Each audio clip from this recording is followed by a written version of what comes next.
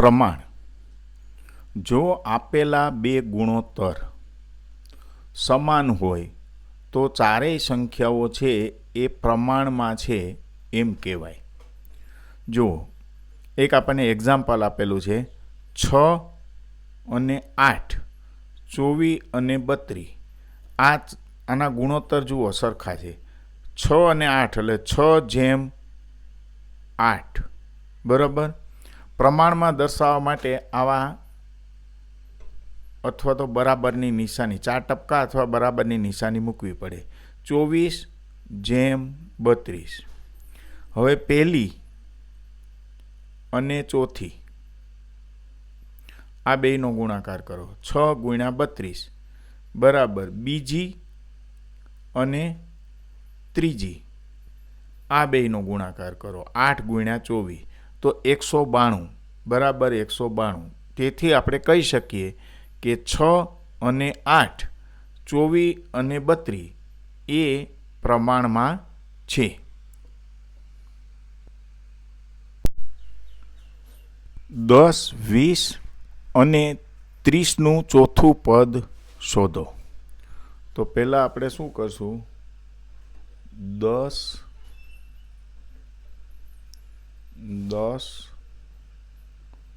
જેમ 20 એના પ્રમાણમાં આપણે ચોથું પદ શોધવું છે. તો 30 જેમ x ધારી લઈ. ચોથું પદ ધારો કે x છે. તો પહેલું અને ચોથું આ બેયનો ગુણાકાર થાય એટલે 10 × x બરાબર 20 અને 30નો ગુણાકાર બીજું અને ત્રીજું 20 × 30. તો અહીંયા કેટલા થયા, 10x થયા ને, બરાબર 20 × 30 કરો એટલે 600 થાય. તો x બરાબર કેટલા થાય, આ 600 એમને એમ રહે.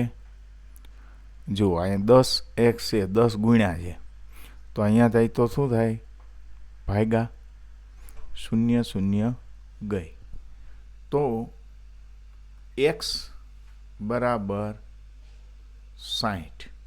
તો આપણે આનું ચોથું પદ છે એ કેટલું હશે, 60 હશે. જુઓ 10, 20, x અને 40 સમપ્રમાણમાં છે એટલે શું થાય કે 10 જેમ 20 સમપ્રમાણનું નિશાન,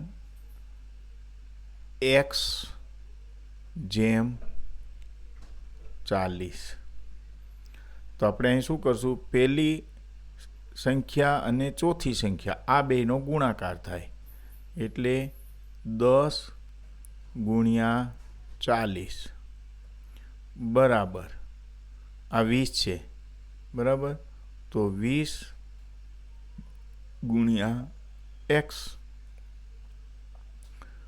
હવે જુઓ 10 × 40 એટલે કેટલા, 400 બરાબર 20x. 400 એટલે 20x. તો x બરાબર શું થાય, 400. આ 20 ગુણ્યા છે એ આ બાજુ આવે તો કેટલા થઈ જાય, ભાગ્યા 20 × 2 = 40 બરાબર.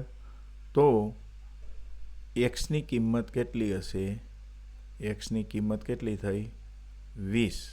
એક્સની કિંમત બરાબર 20 થઈ. 4 તથા 8નું ત્રીજું પદ શોધો. 4 તથા 8નું ત્રીજું પદ શોધવાનું છે. એટલે એમ સમજો કે 4ને a કયો, 8ને b કયો, બરાબર, અને ત્રીજું પદ છે એ c. તો a જેમ b પ્રમાણમાં બી જેમ સી. બરાબર. તો એ એટલે આપણે કેટલા કહેશું? 4. બી બરાબર 8. 8 પાછો બી એટલે 8 જેમ સી. તો પેલું અને ચોથાનો ગુણાકાર કરો તો 4 ગુણ્યા સી બરાબર 8 ગુણ્યા 8. તો 4C બરાબર 8 ગુણ્યા 8 કરો એટલે કેટલા થયા? 64. તો સી એટલે કેટલા થાય? 64/4. 16 ચોકું 64. તો ત્રીજું પદ કયું હશે? ત્રીજું પદ 16 હશે.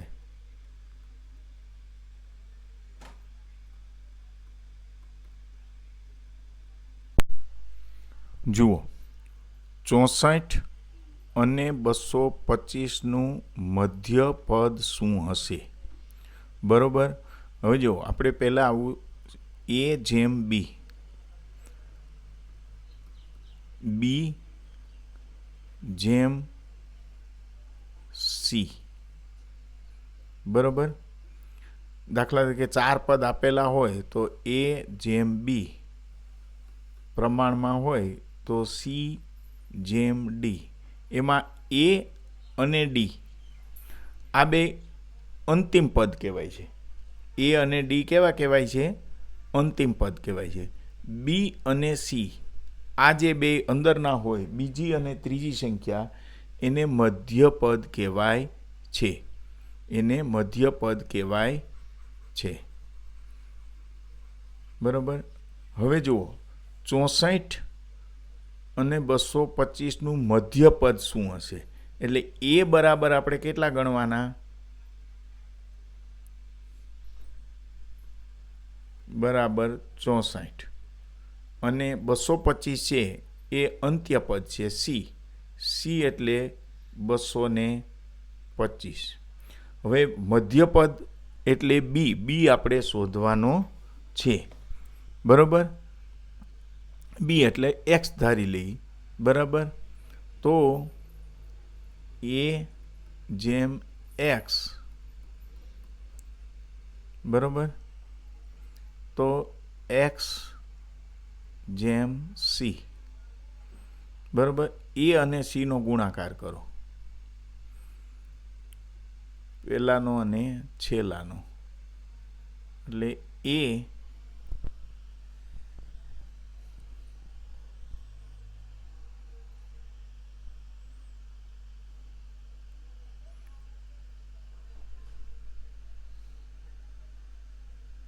ગુણ્યા સી બરાબર એક્સ ગુણ્યા એક્સ.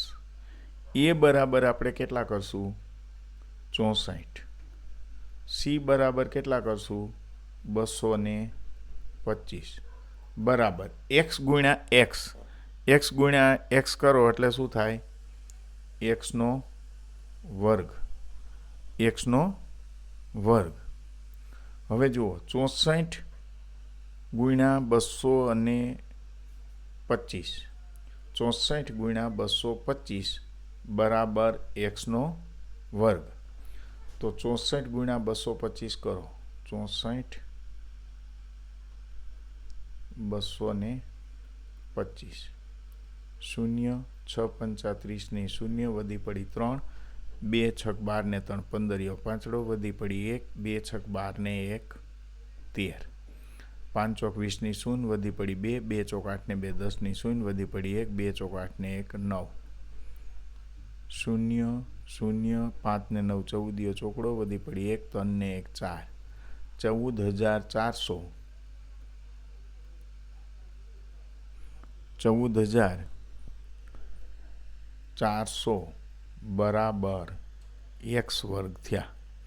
એટલે એક્સની કિંમત કેટલી થશે? એક્સ બરાબર 14,400નું વર્ગમૂળ તમે કાઢો તો 120 થાય. તો એક્સની કિંમત કેટલી થશે? મધ્યમ પદ કેટલું હશે? 120 હશે. એક્સ વર્ગ એટલે એક્સ ગુણ્યા એક્સ, 14,400નું વર્ગમૂળ કાઢશો એટલે 120 આવશે. 50, 100, એક્સ તથા 150 સમપ્રમાણમાં હોય તો એક્સની કિંમત કેટલી થાય? એટલે શું કરવાનું? 50 જેમ 100, આ 4 ટપકા સમપ્રમાણમાં છે. એક્સ જેમ 150, પહેલાં અંતિમ પદનો ગુણાકાર થાય એટલે 50 ગુણ્યા 150 બરાબર 100 ગુણ્યા એક્સ. પછી આ મધ્ય પદ હોય એ બેયનો ગુણાકાર થાય. તો 150 ગુણો તો થશે 7,500 બરાબર 100x. તો x બરાબર શું થાય? 7,500 છેદમાં 100. 0 0 ગઈ. તો x બરાબર કેટલા થશે? 75 થાય. એક્સની કિંમત કેટલી થશે? 75 થાય. જુઓ, એ જેમ બી એટલે એનો અર્થ શું થાય? એના છેદમાં બી બરાબર 6/7. બી જેમ સી એટલે બી જેમ સી બરાબર 3/4 એટલે 3/4. તો એબીસી બરાબર શું થાય? હવે જુઓ, અહીંયા એ બરાબર 6, બી એટલે 7 આપેલા છે. અહીંયા બીની કિંમત પાછી 3 આપેલી છે. તો આપણે શું કરવું પડે? આ બધાને એક સરખા બનાવવા પડે. તો એમાં શું કરશું કે 6 ગુણ્યા 3 એટલે કેટલા આવ્યા? 18. 7 ગુણ્યા 3 એટલે કેટલા આવ્યા? 21. એવી જ રીતે જે બી છે અહીંયા 3 છે તો 3 × 21, કારણ કે બીની કિંમત તો એક સરખી જ કરવી પડે. જો અહીંયા 21 લીધા તો અહીંયા 21 જ કરવા પડે, બરાબર. અને 4 × 28. તો એ બરાબર કેટલા આવ્યા? 18. બી બરાબર કેટલા આવ્યા? 21. અને સી બરાબર કેટલા આવ્યા? 28. ખ્યાલ આવ્યો? હવે હોમવર્કમાં પેલો 5, 10 અને 15માં ચોથું પદ શોધો. બીજો દાખલો છે 20, 40, એક્સ અને 80 સમપ્રમાણમાં હોય તો એક્સની કિંમત કેટલી? 8 તથા 16નું ત્રીજું પદ શોધો. આ 3 દાખલા હોમવર્કમાં આપેલા છે. તો આ દાખલા તમારે તમારી મેળે પ્રેક્ટિસ માટે ગણવાના છે. 5/25, 5/25 સમપ્રમાણમાં 15/x. તો એક્સની કિંમત કેટલી થશે? તો જો 5/25 સમપ્રમાણ 15/x. તો અંતિમ પદ ક્યાં થાય? 5 ગુણ્યા x બરાબર મધ્યપદ ક્યાં થયા? 25 ગુણ્યા 15. તો 5 ગુણ્યા x એટલે 5x. 5x બરાબર 25 ને તમે 15 થી ગુણો એટલે 375 થાય. તો x બરાબર 375 એમને આ 5 છે એ છેદમાં આવે, બરાબર. તો 375 ને તમે 5 થી ભાગશો, 375 ભાગ્યા 5 કરો તો 75 આના છેદ ઉડશે. તો x ની કિંમત છે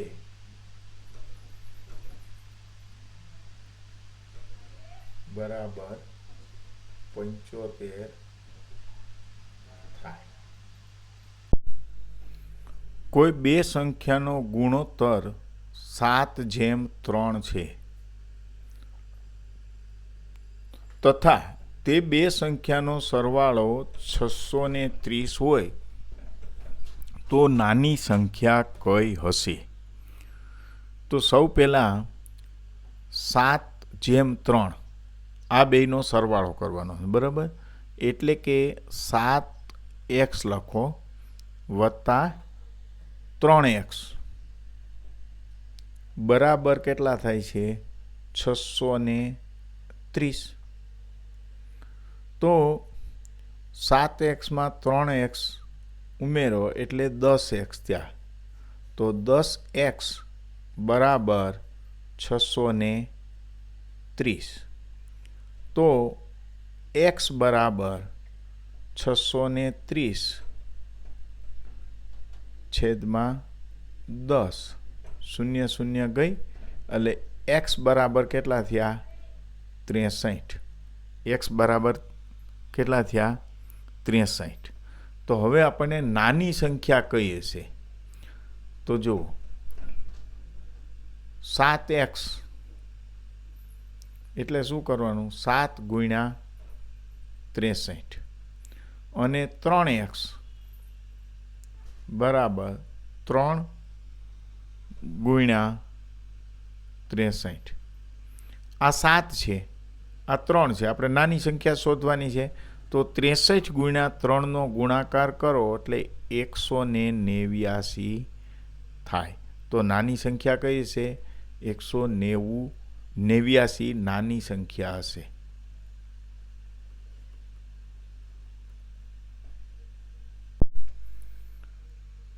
બે જેમ 3, 5:6 અને 8:9નો મિશ્ર ગુણોત્તર શું હશે? તો મિશ્ર ગુણોત્તર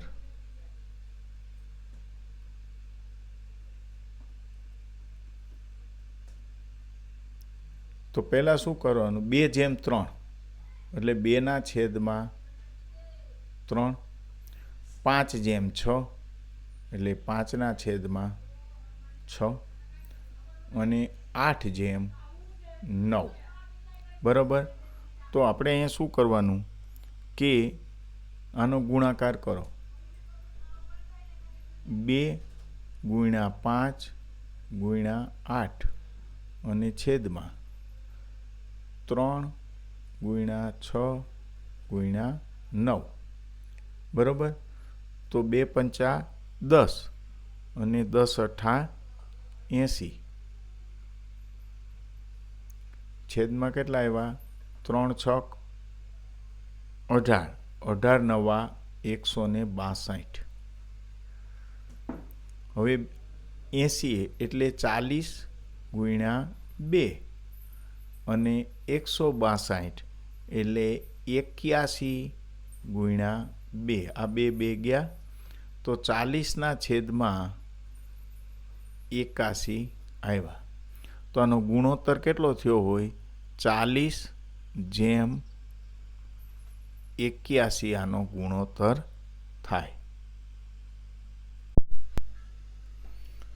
30 પુરુષો કોઈ કામ છે એ 60 દિવસમાં કરે છે, તો 20 પુરુષો તે કામ કેટલા દિવસમાં કરી શકશે? આને આપણે વ્યસ્ત પ્રમાણ કહેવું પડે, કારણ કે 30 પુરુષો છે એ 60 દિવસમાં કામ કરે છે, તો પુરુષોની સંખ્યા અહીંયા ઘટી છે, બરાબર. તો જુઓ, પુરુષો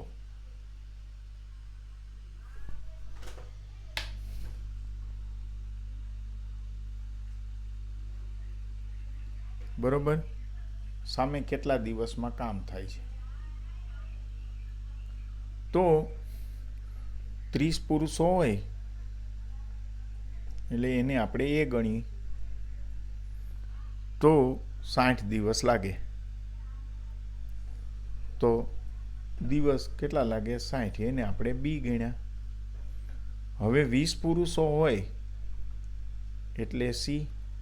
તો કેટલા દિવસમાં કરી શકશે એ આપણે શોધવાનું છે, એને આપણે ડી ગણીએ, બરાબર. તો વ્યસ્ત પ્રમાણ હોય ને તો એનું સૂત્ર આ ટાઈપનું હોય કે ડી બરાબર એ ગુણ્યા બી છેદમાં સી. એ બરાબર કેટલા થશે? 30. બી બરાબર 60 છેદમાં સી. સી એટલે કેટલા થશે? 20, બરાબર. 20 તેરી 60. તો 30 ગુણ્યા 3 એટલે કેટલા દિવસમાં કામ પૂરું થશે? 90 દિવસમાં.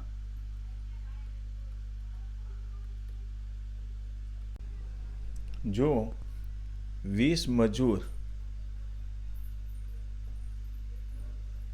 દરરોજ 10 કલાક કામ કરી અને આ એક મકાન છે એ 30 દિવસમાં તૈયાર કરી શકે છે, બરાબર. તો 10 કલાક રોજ કેટલું કામ કરે છે? 10 કલાક. તો એવા કેટલા દિવસ કામ કરે છે? 30 દિવસ, બરાબર. તો કેટલી કલાકનું કામ થયું? 300 કલાક. હવે કેટલા મજૂર એ આપણે શોધવાના છે. આમાં તો 20 મજૂર આપેલા છે, તો 8 કલાક કામ કરે તો 15 દિવસમાં તૈયાર થાય, એટલે કે 120 કલાક થાય. હવે જો કે કલાક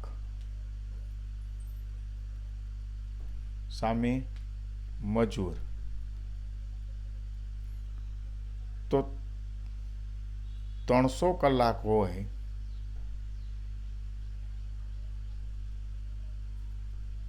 તો કેટલા મજૂર છે? 20. તો 120 કલાક હોય તો કેટલા મજૂર હોવા જોઈએ એ આપણે શોધવાના છે. તો આને આપણે એ કહીએ, આને બી કયો, અહીંયા સી કયો, અને આપણે શોધવાનું છે ડી. તો વ્યસ્ત પ્રમાણમાં આપણે ડી બરાબર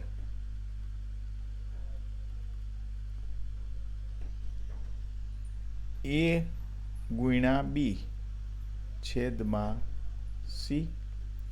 તો એ બરાબર આપણે કેટલા થશે? 300.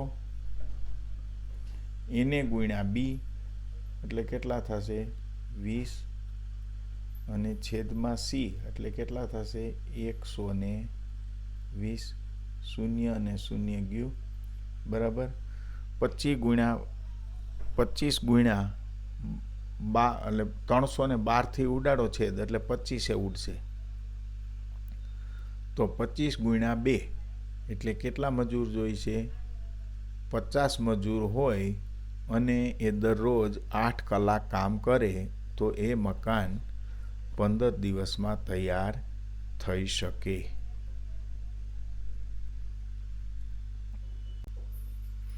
જુઓ, સીમા, કિરણ અને ઉષાની ઉંમરનો ગુણોત્તર 2:3:4 છે. તો જુઓ, ધારો કે સીમા, કિરણ અને ઉષા આની ઉંમર 2:3:4 છે. એટલે કે 2x બરોબર 3x અને ઉષાની ઉંમર 4x છે. બરોબર. સીમાની 2x, કિરણની 3x અને ઉષાની ઉંમર 4x છે. બરાબર. હવે શું કહે છે કે કિરણ એટલે 3x અને ઉષા એટલે 4x. આ બેયનો ઉંમરનો તફાવત 5 વર્ષ છે. તો 4x ઓછા 3x બરાબર 5 વર્ષ છે. તો 4x માંથી 3x જાય તો x બરાબર કેટલા આવ્યા? 5 વર્ષ આવ્યા. તો સીમાની ઉંમર કેટલા વર્ષ હશે? હવે સીમાની ઉંમર કેટલી છે? 2x. બરોબર. સીમાની ઉંમર કેટલી હશે? તો સીમાની ઉંમર બરાબર 2x. એટલે કે 2x ની જગ્યાએ શું આવશે? 5. તો સીમાની ઉંમર કેટલી હશે? 10 વર્ષ હશે.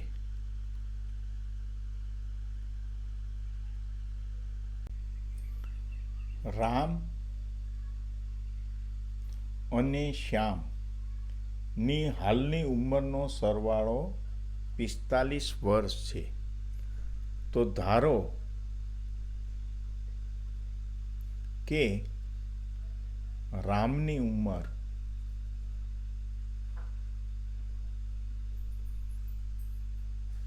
x વર્ષ છે.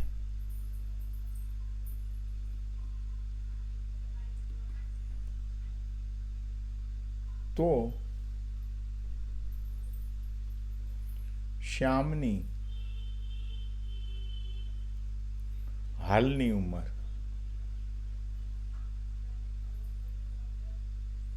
બરાબર કેટલી થાય? બેયનો થઈને સરવાળો કેટલો થાય છે? 45. 45 ઓછા x કરો, કારણ કે x એટલે રામની ઉંમર. 45 માંથી બાદ કરો તો એ શ્યામની ઉંમર થાય.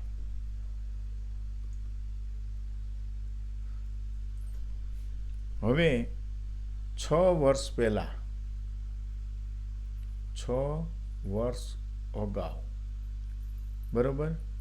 એટલે 6 વર્ષ અગાઉ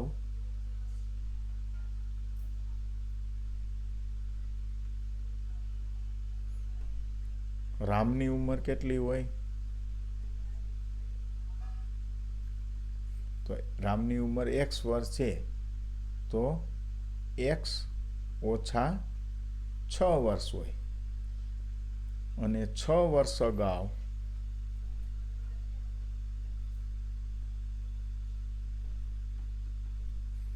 શ્યામની ઉંમર કેટલી હોય?